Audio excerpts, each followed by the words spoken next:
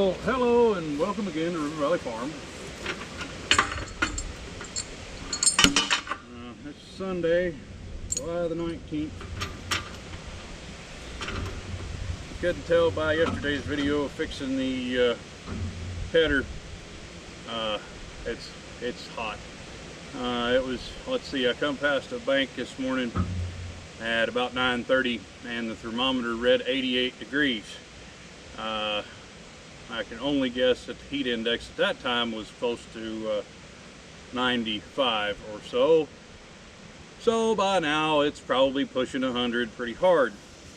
And we're going on a fishing expedition for iron and miscellaneous parts.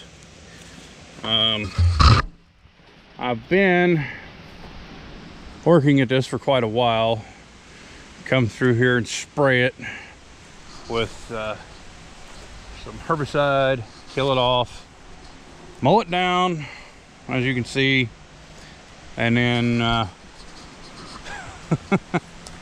or fish out the tractor parts and whatever else is back in here, mow it down,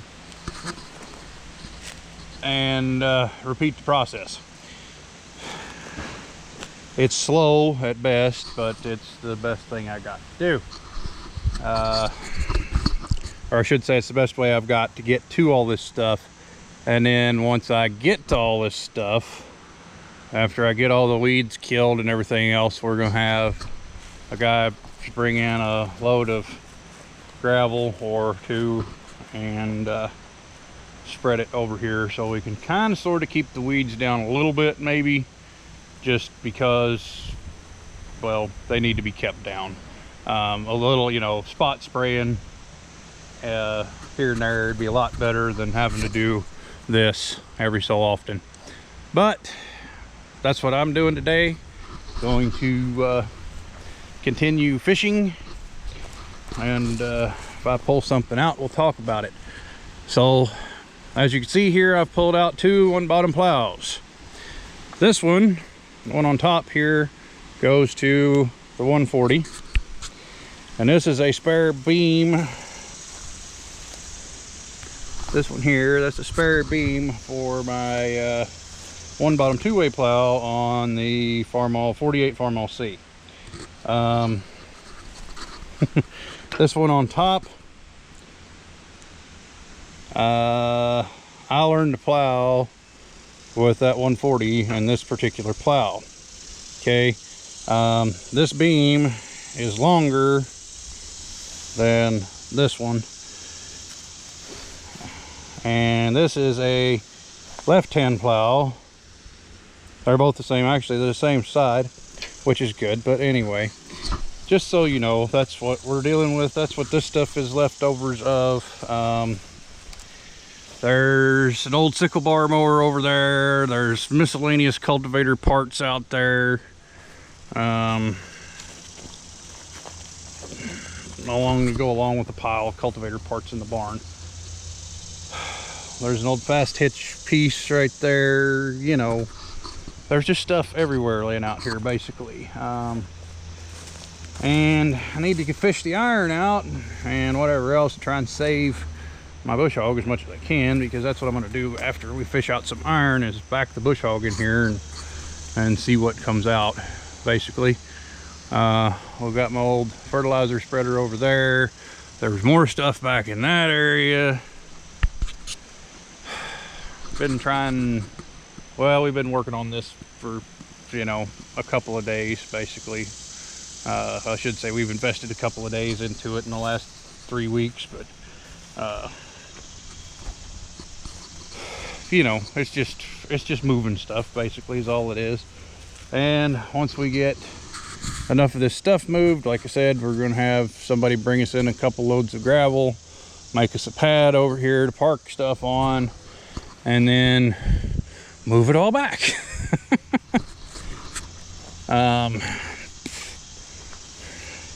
There's an old bush hog under those tires. Need to get rid of that thing. Really, probably all it needs is just the gearbox replaced, and if I look around hard enough, I could probably find one of them for a little nothing. There's a little small trailer here with a tank sitting on it.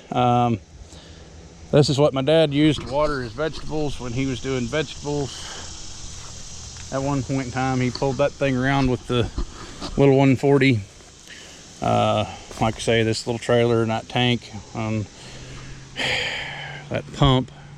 He would pump water out of the pond, haul it down, and take it in a 5-gallon bucket around to each one of his plants and water them. He wasn't afraid to work, that's for sure. But anyway, so yeah, I better quit talking and get to fishing again. So we'll pull out another piece or two and set them aside and see what we got. All right, so go out here and see what we pulled out of the weeds. Let's see, we pulled out some more bracketry.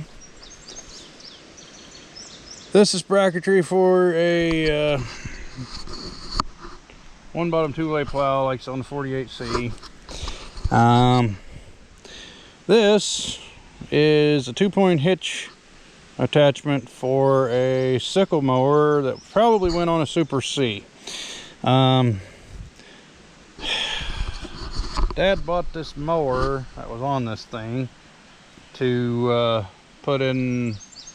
Let's see, we used it, or he used it a little bit on the 560 and it never would run right. But anyway, yeah, that's just kind of the way it is. This is the right width for a 560, 2-point on a 560. But, well, all 2-point was the same width. But you had to shim that piece because this fit the 560 just fine, and it's a good inch thicker. But anyway, or at least that's the way I understand it. You know, that's the way I remember it anyway. I don't have a 560 as far as that goes. I don't even have a fast hitch tractor anymore. I really wish I did, but anyway, you can see that's not quite as tall, not quite as, however you want to say that. Rear cultivator off of my 1950 Farmall C. The connecting rods and whatnot are all a little bit worse for wear from being out here and moved around and whatever else. And then this is the sickle mower that was bought with the 1950 Farmall C. Again, somewhat the worst for wear, but if you really felt like you needed to, you could put this one back to work. I don't feel like I need to, but anyway, you could put this one back to work. You know, a few guards, a few knives, a pitman rod, and a whole lot of oil and time, and it would go back to work again. But the 1950C did not have fast hitch. It was not a Super C, so fast hitch didn't come out until they came out with a Super C. And I'm not sure even if the early Super Cs had fast hitch, but anyway, predates the fast hitch. So this is an axle mount mower. It would mount with the same bolt-on brackets that the cultivators did, and the cultivators, I mean, it just it literally amazes me how my grandfather farmed, which, you know, we've always been small farmers. That's just a fact. I'm gonna go back in here in the shade. We've always been small farmers. That's just a fact. But you know, the hillside plow, the one bottom 2-way plow, as I refer to it a lot, but its technical term was a hillside plow. That's what they were made to do. And so you could plow a hillside, throw your furrow up the hill so that when it washed, because it was going to wash, it would level the ground rather. That's a half-a-day job to put that thing on and use it.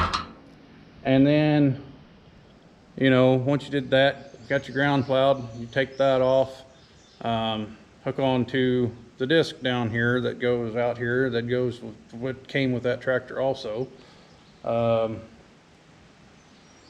go disc your ground, and then you'd hook onto the, he had a corn planter for it, a 2-row corn planter that went in front of the, mounted where the front cultivators would mount. Okay, 2-row corn planter as such. And, you know, that thing was another chore to put on and off. They set their tobacco at the time with, what would even be the proper name for that thing? It was an old drag type transplanter. If I could find a picture of it, I'd put it in there because we used it for planting potatoes. That was another thing. He plowed ground for potatoes every year. He grew at least a ½ acre of potatoes every year, if not more. But anyway, then once you got your tobacco and your corn out, you would then have to mount the cultivators, which the way his was set up with a 1-row cultivator, it only had the front cultivator on the right hand side, and then it had 2, or 1 behind each back tire. And did it have, no, it didn't even have a 3rd one, because the way the front one was set up, it swept out underneath the tractor far enough that it would wipe out the tracks from the front wheels. So that being said, he could then go and set his tobacco with the cultivator still on. But after you got done setting tobacco, you'd have to go mow hay. So you would have to then take at least the rear cultivators off, if not all the cultivators off, and go mow the hay.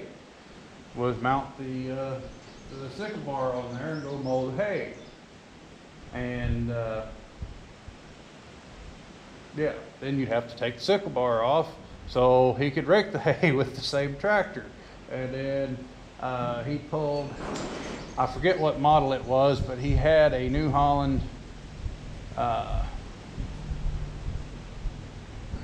it was a self-powered pickup baler, so it was one of the ones with the little whatever engine on it driving the baler. But anyway, he would pull that around with the thing. And then of course, out there in the weeds on the other side of that trailer with the irrigation pipe on it is his old wagon that he would haul the hay downhill, haul the hay off the hill on. And you know, he had you know, which, you know, him and his neighbors all worked together and stuff like that, which they were family anyway, but it doesn't, you know, beside the point, they all worked together and got things done. You know, he owned the hay baler. The other one might have owned something else. That might have owned the rake, or, you know, who knows, whatever. But anyway, you know, he had all these implements for this tractor that would take you at least an hour to put on, if not more than that. So, you know, you think farming's tough today, think about it in 1951.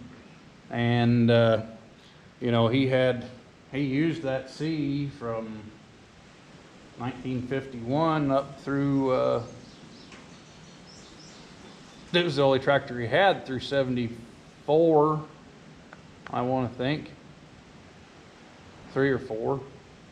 I've talked about that tractor enough. You guys can reference videos and find out what I'm talking about. But anyway, you know, I've pulled this, you know, just picking through all this stuff out here reminds me of all the stuff that used to go on. But yeah, like I said, it was a lot more difficult back then because, which I never hooked any of this stuff up. I helped my dad put the hillside plow on that C, and it took us half a day to put it on with 2 of us. He used to do it by himself. So that's just it. He used to do it by himself. Now, you know, I'm 6'3", 250 pounds about. He made me look rather small when he was young and healthy, but that's another story altogether. And so yeah, that's what we're doing. That's what I've been doing. I'm fishing. Next up on my list is I'm gonna hook up the bush hog and go know down what I've gotten fished out, so we can then work on rearranging and stacking some other stuff. I got to get the PTO shaft put back on the bush hog, and then I'm gonna try to hook up the bush hog and leave boom pole on, so then I can just mow with the boom pole still on the tractor. But we'll see how that goes. I love it when a plan comes together.